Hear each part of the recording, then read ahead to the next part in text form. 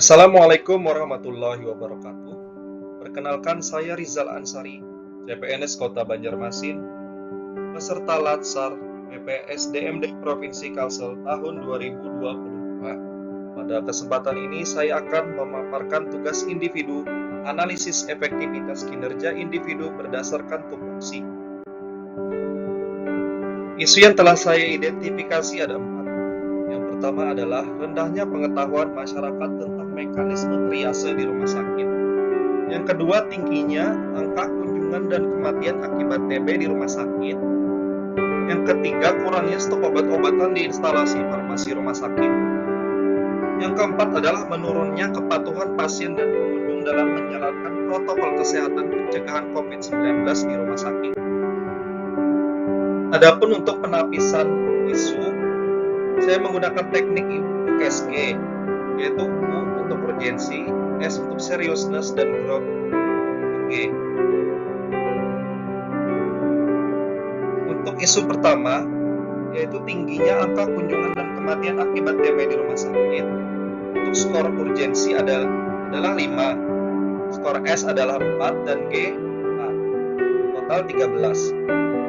Isu kedua, kurangnya stok obat-obatan di instalasi farmasi rumah sakit. U 4, S 4, G dan 4, jumlah 12. Yang ketiga, menurunnya kepatuhan pasien dan pengunjung dalam menjalankan protokol kesehatan pencegahan COVID-19 di rumah sakit. Skor U 5, skor S 4, skor G 5, total 14. Kemudian rendahnya pengetahuan masyarakat tentang mekanisme triase di rumah sakit. Skor U 3, skor S 4, skor G 4, total 11. Berdasarkan tapisan dengan teknik USG ini, maka prioritas pertama adalah menurunnya kepatuhan pasien dan pengunjung dalam menjalankan protokol kesehatan pencegahan COVID-19 di rumah sakit.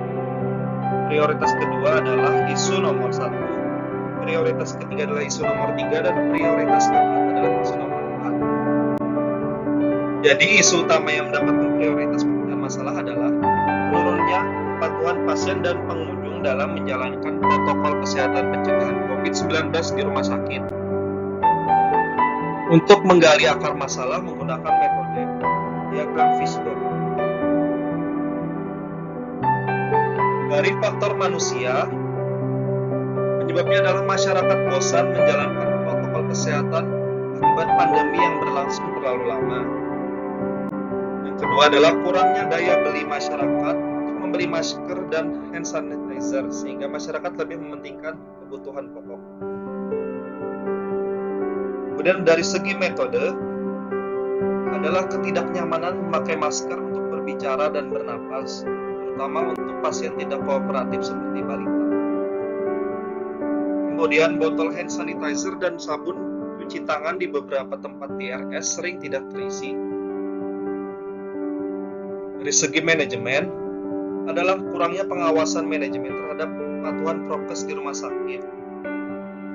Juga tidak disediakan masker gratis bagi pengunjung ataupun pasien yang tidak memakai saat berbuka. Dari segi lingkungan adalah beredarnya hoaks seputar COVID-19 dan vaksin COVID-19 yang masih dipercayai masyarakat kebanyakan. Kemudian anggapan di masyarakat bahwa virus COVID-19 sudah tidak ada lagi. Kemudian analisis SWOT-nya untuk strengths atau kekuatan adalah tersedianya prasarana penyuluhan pentingnya protokol kesehatan di rumah sakit berupa speaker dan TV. Yang kedua, ketersediaan stok masker dan cairan hand sanitizer di RS sudah memadai. Untuk kelemahan atau weaknesses adalah menurunnya angka kejadian dan kematian COVID-19 membuat masyarakat menjadi lengah. Tidak adanya tim pengawas prokes terhadap pasien dan pengunjung.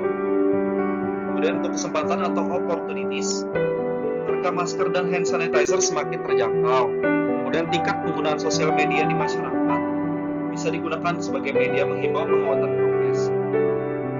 Untuk ancaman atau threats, pasien dan pengunjung tidak mempercayai bantuan karena beredarnya hoax di masyarakat. Dan sanksi tidak patuh prokes yang diterapkan di rumah sakit bisa saja dianggap sebagai penolakan nakes melayani pasien.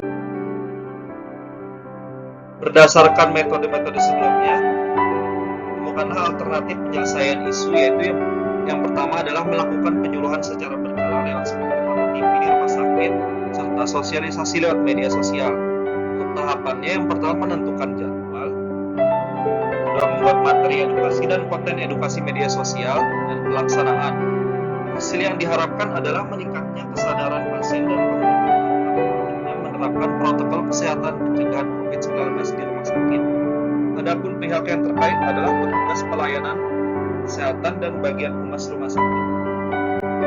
Alternatif penyelesaian kedua adalah menyediakan masker untuk pasien dan pengunjung yang tidak membawa, serta memastikan hand sanitizer dan sabun cuci tangan selalu terisi di berbagai tempat di rumah sakit. Untuk tahapannya adalah menyediakan stok masker khusus untuk pasien dan pengunjung yang tidak membawa, kemudian mengkoordinasikan petugas kebersihan agar selalu mengawasi ketersediaan sabun dan hand sanitizer di rumah sakit. Hasil yang diharapkan adalah pasien dan pengunjung mudah menerapkan prokes dan menjadi terbiasa, sehingga pelayanan kesehatan pun lebih lancar. Untuk pihak yang terkait adalah manajemen rumah sakit dan petugas pelayanan kesehatan. Alternatif penyelesaian masalah ketiga adalah membentuk tim pengawas protokol kesehatan di rumah sakit. Tahapannya menentukan anggota tim, melatih anggota tentang tugas-tugas pengawasan prokes, dan melakukan evaluasi tim prokes secara berkala. Hasil yang diharapkan adalah pasien dan pengunjung disiplin menjalankan prokes di rumah sakit. Untuk pihak yang terkait adalah manajemen rumah sakit dan pegawai rumah sakit yang ditentukan sebagai tim. Sekian pemaparan dari saya, terima kasih.